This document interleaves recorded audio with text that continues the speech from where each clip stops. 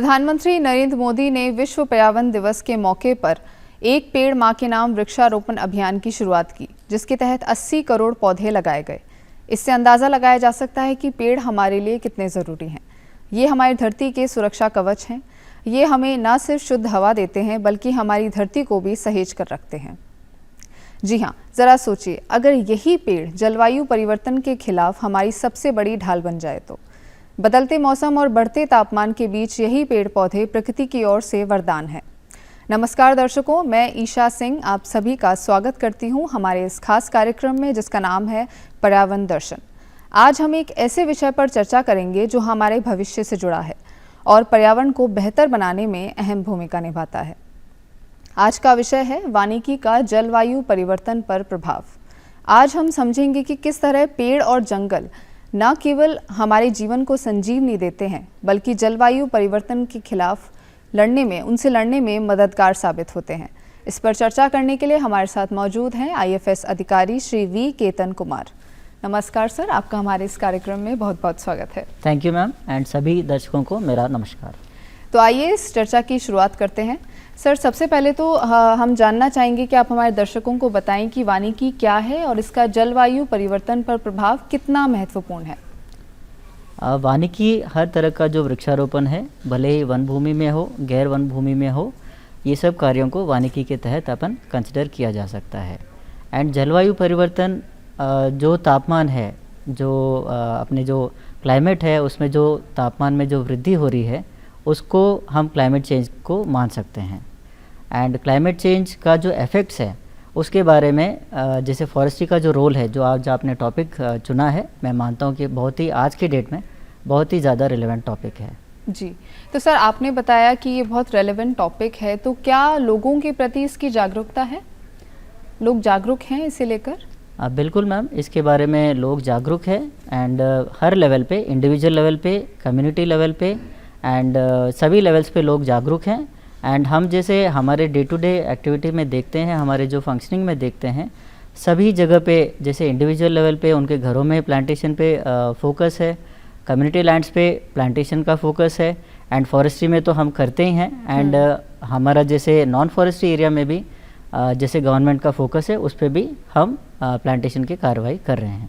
Sir, जलवायु परिवर्तन से निपटने में पेड़ और जंगल किस तरह हमारी मदद कर सकते हैं? जलवायु परिवर्तन मैम, इसमें बहुत सारे जो इम्पैक्ट्स हैं, लाइक कि जलवायु परिवर्तन की वजह से क्या हो रहा है कि अपने जो टेम्परेचर बढ़ने की वजह से फॉरेस्ट के अंदर में बहुत सारे फॉरेस्ट फायर्स हैं, उनके इंस्टेंसेस बढ़ रहे हैं। एंड जो इरेगुलर जो अपने वेदर पैटर्न्स है, बीट जैसे टेम्परेचर राइज है, जो रेनफॉल है, एराटिक जो पैटर्न है, बीट जो अपन लैंडस्लाइड्स की बात करते हैं, अपन जैसे साइक्लोन्स की बात करते हैं, सुनामीज़ की बात करते हैं, तो ये मेजर जो चेंजेस आ रहे हैं, लाइक जो इरेगुलर जो हो रहे हैं, मैं मानता हूँ कि ये जो क्लाइमेट चेंज का ही इम्पैक्ट है। एंड इसमें अगर फॉरेस्ट्री वानिकी का जो महत्व की बात करते हैं, वानिकी का बहुत इम्पोर्टेंट महत्व है, क्योंकि इन फैक्टर्स को, इनका जो इम्पैक्ट है उसको कंट्रोल करने में वानिकी सबसे बड़ा फैक्टर है। जैसे वानिकी कार्य में हम फॉरेस्ट एरियाज़ को, ट्री कवर को हम बढ़ाते हैं, उसमें जो ट्री का जो इम्पैक्ट है, बीट जैसे अपन टेम्परेचर बढ़ाने की बात कर रहे हैं, तो इसमें जो ग्रीन हाउस गैसेस हैं, उसमें मेजर जो कार्बन डाइऑक्साइड है, उसका जो कार्बन सिंक है वो प्लांट्स है, ट्रीज है, फॉरेस्ट है। एंड फॉरेस्ट की वजह से टेम्परेचर रेगुलेशन भी हो रहा है, रेनफॉल रेजिम है वो भी मॉडरेट होता है। एंड जो सॉइल एरोजन है, जिसकी वजह से अभी रिसेंटली लैंडस्लाइड के भी केसेस बढ़ रहे हैं, एंड फ्लड्स के, साइक्लोन्स के, एंड ये जो इम्पैक्ट्स जो दिख रहे हैं, वो कहीं ना कहीं फॉरेस्ट्री के ऊपर जो फोकस है उसको हमको याद दिलाता है कि इनको मिटिगेट करने के लिए अपने को वानिकी कार्यों पे जोर देना पड़ेगा। यानी आपने बताया कि वानिकी जो है वो बहुत अहम भूमिका निभाता है इसमें, इससे लड़ने में। बिल्कुल। तो सर हम ऐसा कह सकते हैं कि पेड़ों की अगर हम ज़्यादा खेती करें तो इससे निपटा जा सकता है जलवायु परिवर्तन के प्रभाव से? इसके प्रभाव को कम कर सकते हैं हम? यस, बिल्कुल मैम। जैसे आपने खेती की बात की है, तो ये बहुत ही इम्पोर्टेंट मीन्स है, जिसमें क्या है कि अब खेती में एग्रो फॉरेस्ट्री की अगर बात करें अपन, फॉरेस्ट के बाहर जो मेजर कंपोनेंट है ट्री कवर बढ़ाने का, वो है एग्रो फॉरेस्ट्री, जिसमें क्या है जो काश्तकार हैं वो अपने खेतों में जो मेड़ों के ऊपर, खेतों में जो स्पीशीज़ है, जो टॉल प्लांट्स है, जो फॉरेस्ट्री स्पीशीज़ है, बोथ एज ए कमर्शियल एक ऑल्टरनेटिव है and at the same time वो as a prevention of soil erosion है, विंड ब्रेक की तरह। तो बहुत सारे मल्टीपल उसके बेनिफिट्स होते हैं। तो एग्रो फॉरेस्ट्री धीरे धीरे लोगों में अभी अडॉप्ट कर रहे हैं एंड जैसे हमारा डिपार्टमेंट का भी, जैसे स्टेट फॉरेस्ट डिपार्टमेंट का भी फोकस है कि एग्रो फॉरेस्ट्री को हम बढ़ावा दें। जैसे हमारा tree outside forest areas in Rajasthan का एक महत्वाकांक्षी फ्लैगशिप योजना है, जिसके तहत हमने किया है कि जो फॉरेस्ट एरिया, जो फॉरेस्ट कवर है, हम उसको अभी जो प्रेजेंट 9.06% है टोटल जोग्राफिकल एरिया का जो रिकॉर्डेड फॉरेस्ट एरिया है, उसको हम आगामी 20 वर्षों में 20% करने का राजस्थान फॉरेस्ट पॉलिसी है 2023 का जी। उसमें एक टारगेट रखा है और मेजर फोकस है एग्रो फॉरेस्ट्री पे।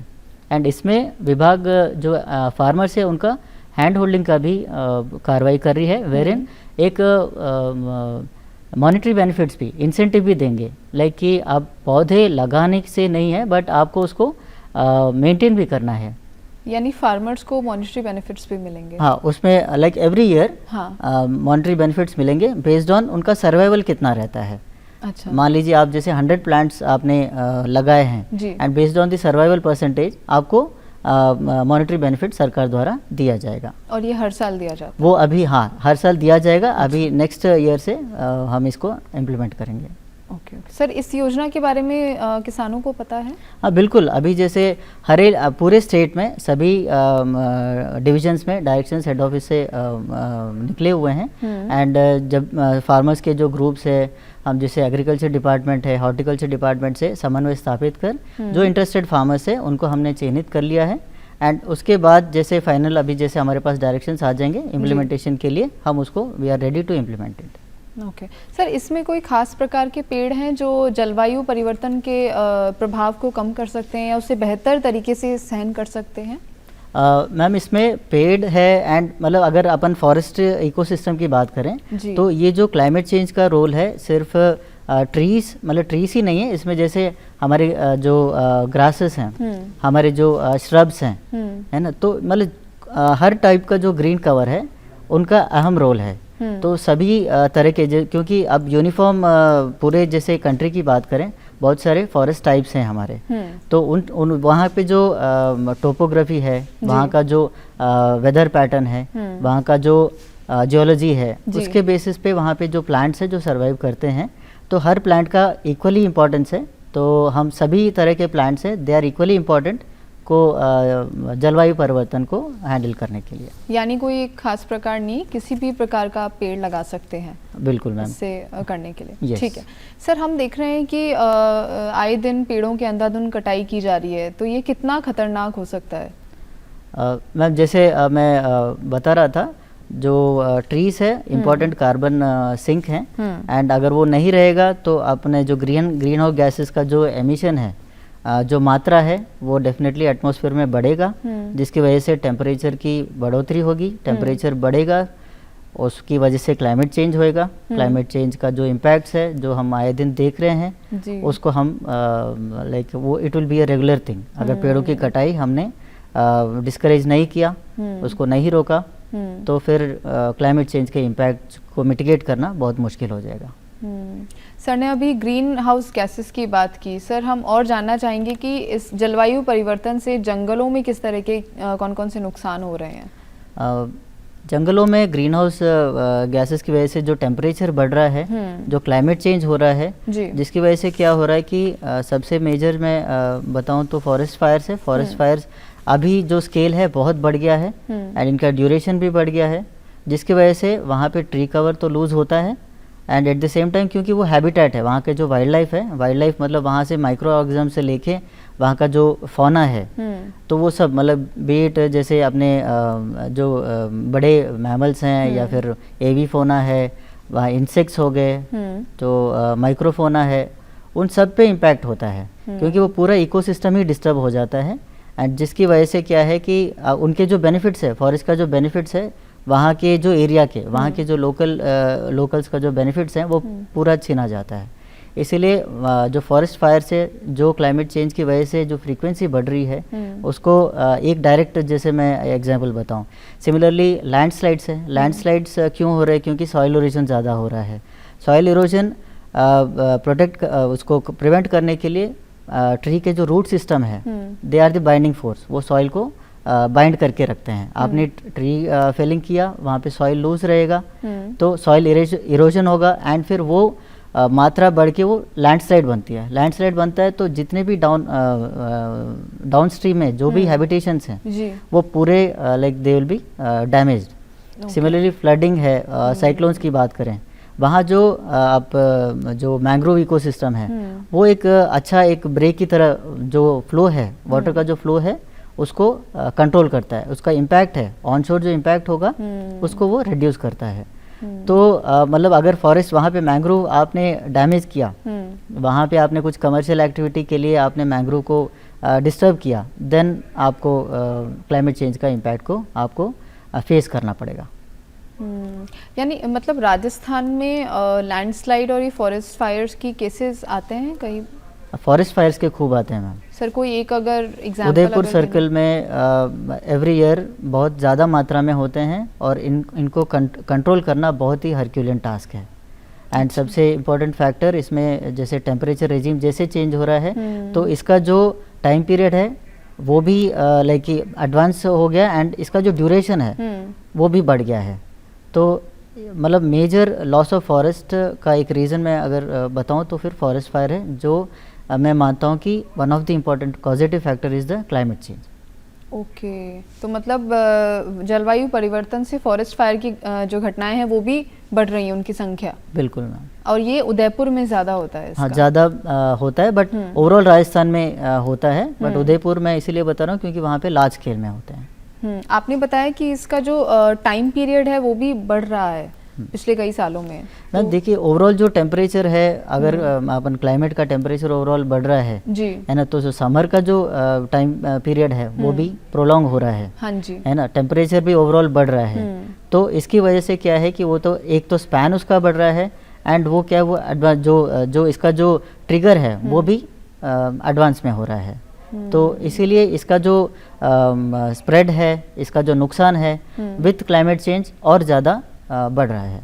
तो मतलब इसे रोकने की बहुत सख्त ज़रूरत है। बिल्कुल। और इसे रोका जा सकता है वानिकी की मदद से? हाँ, यस मैम, वानिकी एक मेजर प्रिवेंटिव फैक्टर है जिसमें अपन फोकस करें तो इसका जो इम्पैक्ट है उसको कई मतलब काफ़ी हद तक अपन कंट्रोल कर सकते हैं। सर, आपने बताया कि वानिकी से जलवायु परिवर्तन से निपटा जा सकता है, तो क्या इसके और भी कई लाभ हैं?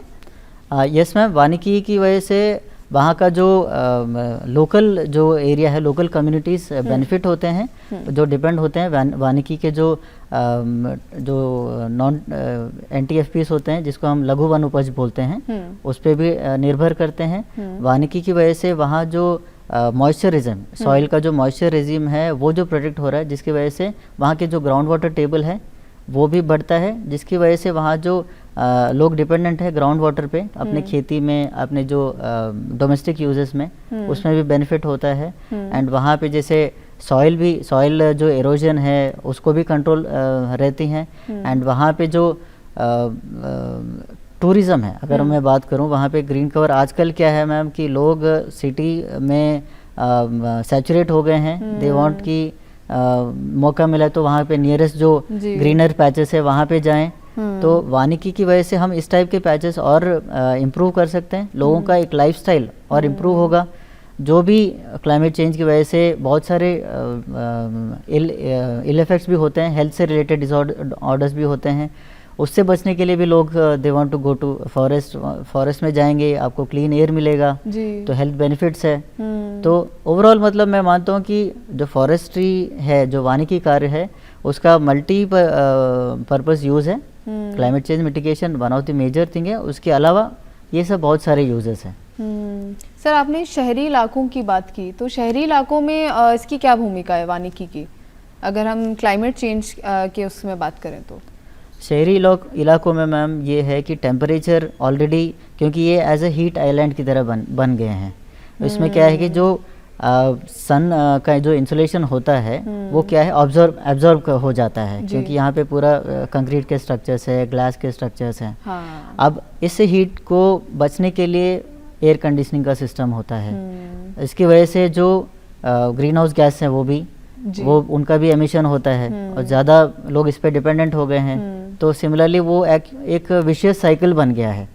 एंड इसका निजात पाने के लिए अब अर्बन एरियाज़ में अलग अलग तरह के जो वानिकी कार्य वो टेकअप होते हैं, जैसे पार्क्स हैं, पार्क्स डेवलप होते हैं, वहाँ पे छोटे मिनी फॉरेस्ट से डेवलप हो रहे हैं। एंड जो रोड साइड प्लांटेशंस हैं, एवेन्यू प्लांटेशंस हैं, उस पर भी फोकस है।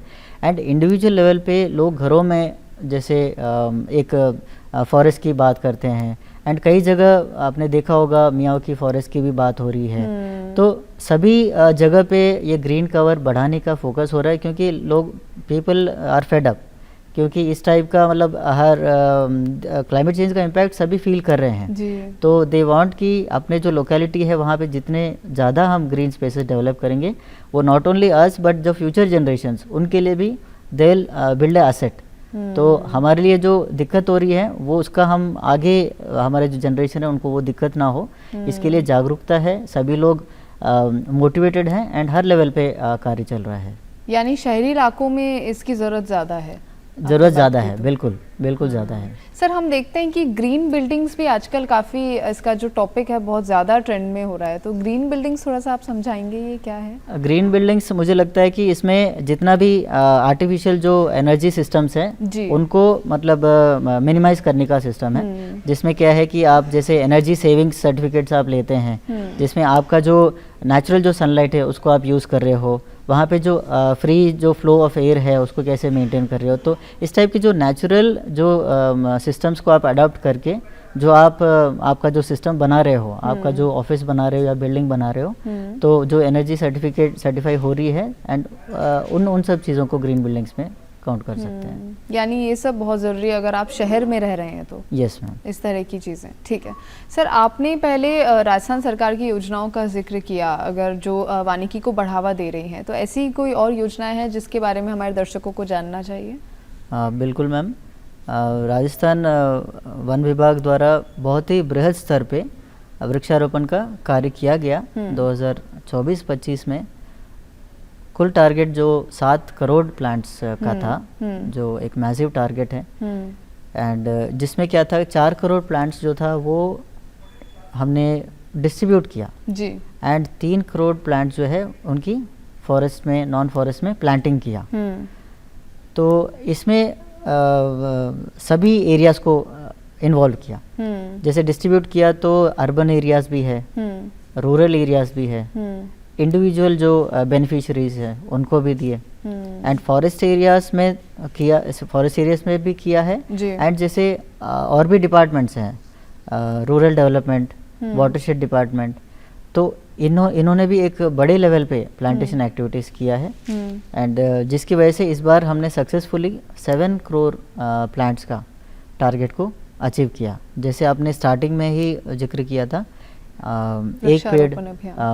एक पेड़ माँ के नाम, जी जी, राजस्थान सरकार का हरियालो राजस्थान का ये बृहद वृक्षारोपण अभियान रहा है, जिसमें एक पेड़ माँ के नाम के थीम से पूरे स्टेट के अंदर में वन महोत्सव का इवेंट्स हुए हैं। माननीय मुख्यमंत्री महोदय द्वारा 7 अगस्त को यहाँ दूदू जिले में वन महोत्सव का प्रोग्राम किया गया, जिसमें हमने 10,000 पौधे वहाँ पे लगाए हैं। एंड उसी लेवल पे इसी वॉल्यूम में सभी पूरे स्टेट में वन महोत्सव एक्टिविटीज़ हुआ, जिसमें वहाँ के जो मंत्रीगण हैं, वहाँ के जो प्रभारी अधिकारी हैं, सभी जो गणमान्य लोग हैं उन्होंने पार्टिसिपेट किया। एंड इसको एक मैसिव एक्सरसाइज जो पहले कभी नहीं हुआ था उसको इस बार अचीव किया है। एंड इससे मोटिवेट होके आगे भी इसी तरह के जो एक्टिविटीज़ करने के हमारे पास विभाग द्वारा डायरेक्शंस मिले हैं। एंड इसमें नॉट ओनली सरकारी विभाग, इसमें सभी लेवल पे जो वन महोत्सव एक्टिविटीज़ हैं उसमें एनजीओस भी पार्टिसिपेट किया, स्कूल्स भी पार्टिसिपेट किया, एजुकेशन इंस्टीट्यूट्स ने भी किया है। तो मैं एक ये मास मूवमेंट जो है, मास मूवमेंट की तरह इस बार जो प्लांटेशन हुआ है एक पेड़ माँ के नाम के अभियान से, एंड हर जगह पे एक यूनिक मातृवन एस्टेब्लिश हुए हैं जो माँ के याद में लोगों ने वृक्षारोपण किया है और ये प्रण लिया है कि हम इसको पेड़ बनने तक इसकी हम प्रोटेक्शन लेंगे।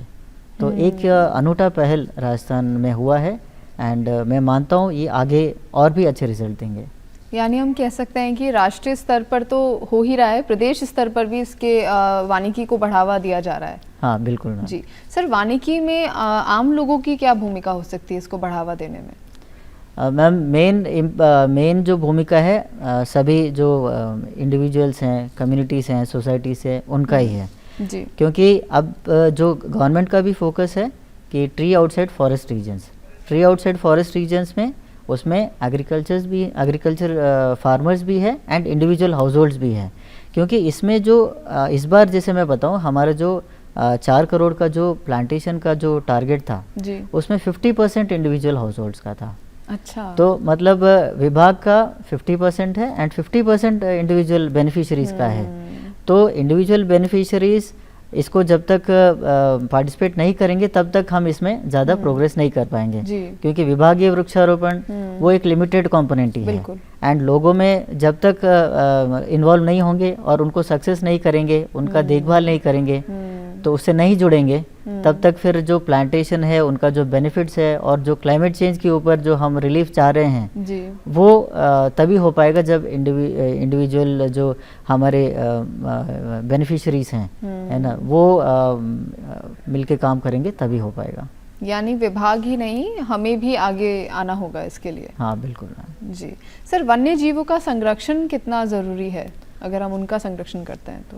वन्य जीवों का बहुत बड़ा इम्पोर्टेंट रोल है। अगर इससे मैं जोड़ूं, वन्यजीव का हैबिटेट है, हैबिटेट को वन्यजीव को कंजर्व करना बेसिकली मींस कि उनके हैबिटेट को कंजर्व करना। बिल्कुल। हैबिटेट में वन्यजीवों का अलग अलग टाइप के हैबिटेट्स हैं।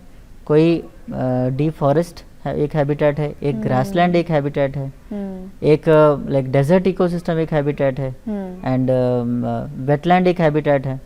तो अलग अलग तरह के हैबिटेट्स हैं जी। और इनका एक मेजर कंपोनेंट है वहाँ का जो ग्रीन कवर है, वहाँ का जो फॉरेस्ट कवर है, एक इम्पॉर्टेंट कंपोनेंट है।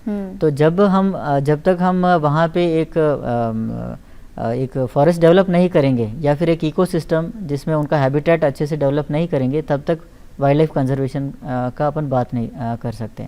तो ये हैबिटेट डेवलपमेंट में ट्री अफॉरेस्टेशन जो वानिकी है वो इम्पोर्टेंट फैक्टर है। वहाँ पे हम प्लांटेशन करेंगे, उनको प्रोटेक्ट करेंगे। वहाँ पे और भी कंपोनेंट्स है, जैसे वहाँ पे उनका जो वाटर होल्स है, जो पानी पीने की जो सुविधाएं हैं एंड उनका जो हैबिटेशंस हैं एंड उनका जो डिपेंडेंस है, dependency on the near by locations हैं, तो उनको भी हमको प्रोटेक्ट करनी पड़ेगी। तो ट्री कवर बढ़ाने से उनका वन्यजीव का भी संरक्षण हो पाएगा। सर, वानिकी और कृषि के बीच संतुलन बनाए रखने से जलवायु परिवर्तन के प्रभाव को कम किया जा सकता है? बिल्कुल मैम, वानिकी और जो एग्रो फॉरेस्ट्री की जो मैं बात कर रहा था जी, इसमें एक बैलेंस की बहुत ज़रूरी है। एग्रो फॉरेस्ट्री में क्या है कि जो फार्मिंग के साथ साथ वहाँ जो ट्री स्पीशीज़ है उनको लगाने की बात है एंड वहाँ जो स्टेपल क्रॉप है, जो फूड ग्रेन्स जो रेस करते हैं, उसके अलावा कुछ कमर्शियल क्रॉप्स भी रेस करके उनका जो सोर्स ऑफ लाइवलीहुड है, जो इनकम जनरेटिंग एक्टिविटी है, वो भी बढ़ जाता है। एंड एक और पहलू इसमें ये है कि फॉरेस्ट्री के पॉइंट ऑफ व्यू से हम एक बैलेंस बनानी पड़ेगी।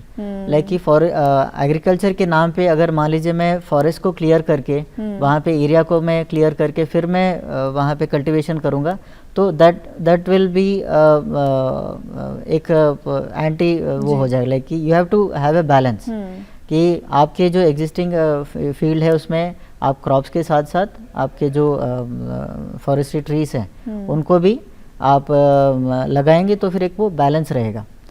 तो बैलेंस तभी हो पाएगा कि आप नए एरियाज़ को, मतलब नए areas agriculture definitely with increase in population agriculture भी बढ़ेगा जी। तो इसके लिए इसका मतलब ये नहीं है कि अपन जैसे एग्रीकल्चर करने के लिए अपना ट्री फेलिंग करें, न्यू फॉरेस्ट एरियाज़ को एंक्रोच करें, तो वो चीज़ नहीं होके आप जो एग्जिस्टिंग फॉरेस्ट में आप जैसे ट्रीज भी लगा रहे हैं उसका बेनिफिट्स भी है आपको।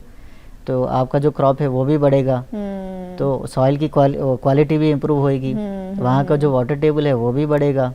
तो ये ओवरऑल विन विन सिचुएशन है, एग्रीकल्चर भी हो रही है एंड फॉरेस्ट्री भी हो रही है। सर, वानिकी को समझने में और जलवायु परिवर्तन के प्रभाव को कम करने और उसे समझने में शिक्षा कितनी ज़रूरी है? कोई एजुकेशन कोई प्रोग्राम्स हैं जिनके बारे में हमारे दर्शकों को जानना चाहिए? जैसे एनवायरनमेंट एजुकेशन अभी स्कूल करिकुलम में इंक्लूडेड है जी। एंड एनवायरनमेंट एजुकेशन एक मेजर कंपोनेंट है। लोग बच्चों को, क्योंकि स्टार्टिंग स्टेजेस में ही आप एनवायरनमेंट के प्रति आप अवेयर कर रहे हो, उसको कैसे इम्प्रूव करना है उसके बारे में बता रहे हो, एंड उसमें आपका रोल क्या रहा है उसके बारे में बता रहे हो। उसका जो इल इफेक्ट्स है, अगर मान लीजिए आपने फॉरेस्ट्री जैसे ट्री फेलिंग है, डिफॉरेस्टेशन है, इसके बारे में इम्पैक्ट्स के बारे में आप समझा रहे हो उसको, एंड नियर बाय जो फॉरेस्ट एरियाज का जो एक्सपोजर विजिट्स है उनकी क्या बेनिफिट्स है, उनकी डिपेंडेंसी ऑन वाइल्ड लाइफ क्या है, लोकल कम्युनिटीज़ पे क्या डिपेंडेंसी है उनकी, एंड इनकम जनरेटिंग एक्टिविटीज़ के बारे में सेंसिटाइज कर रहे हो। तो मुझे लग रहा है कि एजुकेशन एक बहुत ही इम्पॉर्टेंट ज़रिया है, एनवायरनमेंट एजुकेशन खासकर, जिसके बारे में लोग जितना जल्दी जी सेंसिटाइज हो जाएं, उतने ही जल्दी ही अपने जो एक्टिविटीज़ हैं, डे टू डे जो रूटीन है, उसको मेंड करके अपने हर एक इंडिविजुअल लेवल पे अपने प्रयास करेंगे तो डेफिनेटली हम लोग एक अच्छे पोजीशन में रहेंगे to handle climate change. Sir, आपने शिक्षा के पहलू को बहुत अच्छी तरह से समझाया है। अंत में आप कोई मैसेज देना चाहते हैं हमारे दर्शकों को?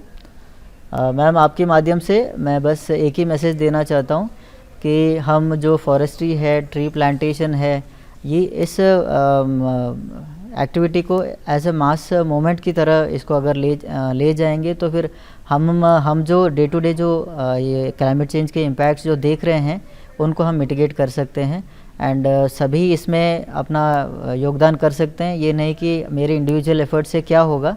आप जैसे पता है कि every drop makes up ocean, तो इंडिविजुअल जो बेनिफिट्स अपन देंगे एनवायरनमेंट को, तो ये क्यूमुलेटिव इफेक्ट होके पूरा अपना जो जनरेशन है, आगे की जनरेशन्स के लिए भी एक अच्छा कंट्रीब्यूशन रहेगा।